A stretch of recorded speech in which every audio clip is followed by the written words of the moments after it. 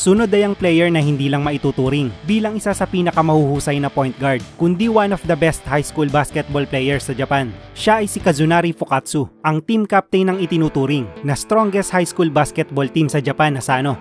Si Fukatsu ay may height na 180 cm at siya ay isang all-around point guard.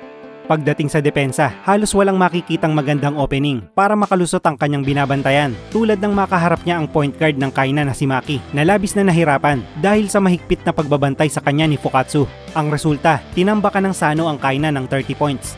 Hindi rin dapat baliwalain ang offensive skills ni Fukatsu. Kaya nitong umiscore gamit ang kanyang deadly mid-range jump shots at magpakawala ng 3-pointers.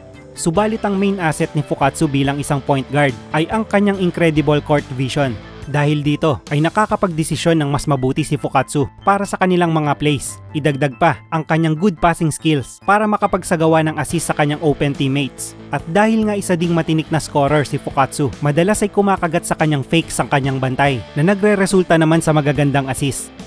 Bilang team captain ng greatest high school basketball team, malaki ang responsibilidad ni Fukatsu at sa ating opinyon ay nagagawang mabuti ni Fukatsu ang kanyang role. Kahit na armado ng pinakamagagaling na players, nakuha pa rin ni Fukatsu ang respeto ng kanyang teammates dahil sa kanyang taglay na skills at leadership.